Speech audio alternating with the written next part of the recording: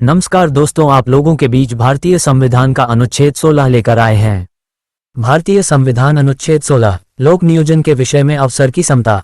एक राज्य के अधीन किसी पद पर नियोजन या नियुक्ति से संबंधित विषयों में सभी नागरिकों के लिए अवसर की समता होगी। दो, राज्य के अधीन किसी नियोजन या पद के संबंध में केवल धर्म, मूलवंश, जाति, लिंग, उद्भव, जन्मस्थान, निवास या इनमें से किसी के आधार पर न तो कोई नागरिक अपात्र होगा और न उससे विभेद किया जाएगा।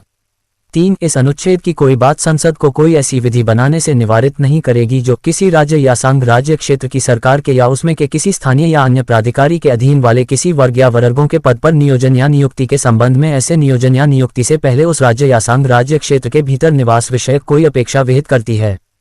4, इस अनुच्छेद की कोई बात राज्य को पिछड़े हुए नागरिकों के किसी वर्ग के पक्ष में जिनका प्रतिनिधित्व राज्य की राय में राज्य के अधीन सेवाओं में पर्याप्त नहीं है, नियुक्तियों या पदों के आरक्षण के लिए उपबंध करने से निवारित नहीं करेगी। 4, इस अनुच्छेद की कोई बात राज्य को अनुसूचित जातियों और अनुसूचित जनजातियों के पक्ष में जिनका प्रतिनिधित्व राज्य की राय में राज्य के अधीन सेवाओं में पर्याप्त नहीं है, राज्य के अधीन सेवाओं में किसी वर्ग या वर्गों के पदों पर पारिणामिक ज्येष्ठता सहित प्रोन्नति के मामलों में आरक्षण के लिए उपबंध करने से निवारित नहीं करेगी। 4, इस अनुच्छेद की कोई बात राज्य को किसी वर्ष में किन्हीं न भरी गई ऐसी रिक्तियों को जो खंड 4 या खंड 4 के अधीन किए गए आरक्षण के लिए किसी उपबंध के अनुसार उस वर्ष में भरी जाने के लिए आरक्षित हैं, किसी उत्तरवर्ती वर्ष या वर्षों में भरे जाने के लिए पृथक वर्ग की रिक्तियों के रूप में विचार करने से निवारित नहीं करेगी और ऐसे वर्ग की रिक्तियों पर उस वर्ष की रिक्तियों के साथ जिसमें वे भरी जा रही हैं उस वर्ष की रिक्तियों की कुल संख्या के संबंध में 50% आरक्षण की अधिकतम सीमा का अवधारण करने के लिए विचार नहीं किया जाएगा। 5, इस अनुच्छेद की कोई बात किसी ऐसी विधि के प्रवर्तन पर प्रभाव नहीं डालेगी जो यह उपबंध करती है कि किसी धार्मिक या सांप्रदायिक संस्था के कार्यकलाप से संबंधित कोई पदधारी या उसके शासी निकाय का कोई सदस्य किसी विशिष्ट धर्म का मानने वाला या विशिष्ट संप्रदाय का ही हो।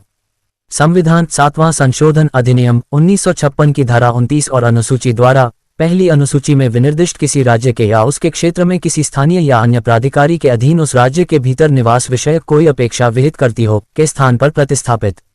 संविधान 77वां संशोधन अधिनियम 1995 की धारा 2 द्वारा अंतःस्थापित।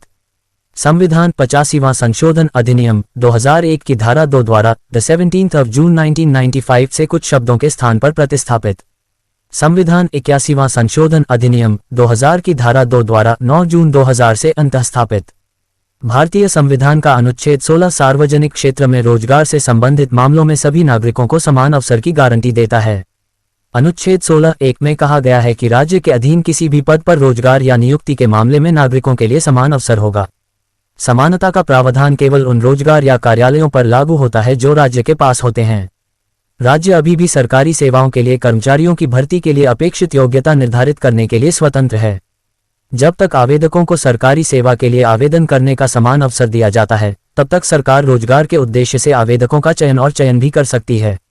अनुच्छेद 16(2) उन आधारों को निर्धारित करता है जिनके आधार पर राज्य के अधीन किसी कार्यालय में रोजगार या नियुक्ति के उद्देश्य से नागरिकों के साथ भेदभाव नहीं किया जाना चाहिए।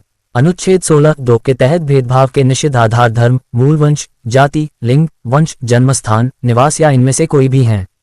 अनुच्छेद 16 के खंड 2 में उल्लिखित शब्द राज्य के तहत कोई भी रोजगार या कार्यालय का तात्पर्य है कि उक्त प्रावधान केवल सार्वजनिक रोजगार और निजी क्षेत्र में रोजगार को संदर्भित करता है।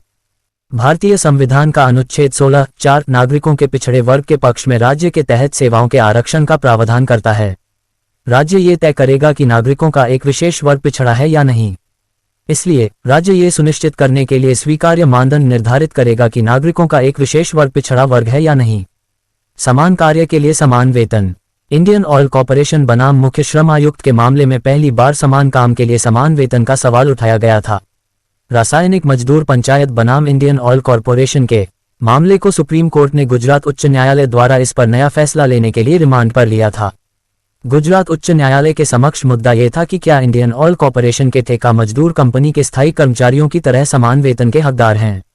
1992 में श्रम आयुक्त द्वारा यह पाया गया कि जो काम ठेका मजदूरों द्वारा किया जाता है वह स्थायी कर्मचारियों के समान होता है और फलस्वरूप श्रम आयुक्त द्वारा CLRA नियमों के नियम 25(2) बनाने का आदेश पारित किया गया था। लागू 2013 में गुजरात उच्च न्यायालय ने कहा कि श्रम आयुक्त ने केवल ठेका मजदूरों और स्थायी कर्मचारियों के काम की प्रकृति को ध्यान में रखते हुए गलत किया था। अन्य पहलुओं जैसे काम की गुणवत्ता, व्यक्ति की क्षमता, योग्यता, कार्य अनुभव आदि को भी ध्यान में रखा जाना चाहिए था। इंदिरा साहनी और अन्य वी. भारत संघ के मामले में सुप्रीम कोर्ट ने माना कि केंद्र सरकार की नौकरियों में अन्य पिछड़े वर्गों के नागरिकों के लिए एक अलग आरक्षण होगा। कोर्ट ने केंद्र सरकार की नौकरियों में आरक्षण के उद्देश्य से अन्य पिछड़ा वर्ग के क्रीमी के नागरिकों और अगड़ी जातियों के आर्थिक रूप से गरीब नागरिकों को बाहर करने का आदेश दिया। कोर्ट ने यह भी कहा कि आरक्षण की ऊपरी सीमा 50% से अधिक नहीं होगी। संविधान 77वां संशोधन अधिनियम 1995 1955 से अनुसूचित जाति और अनुसूचित जनजाति को राज्य कार्यालय के तहत रोजगार करने का अवसर दिया गया है।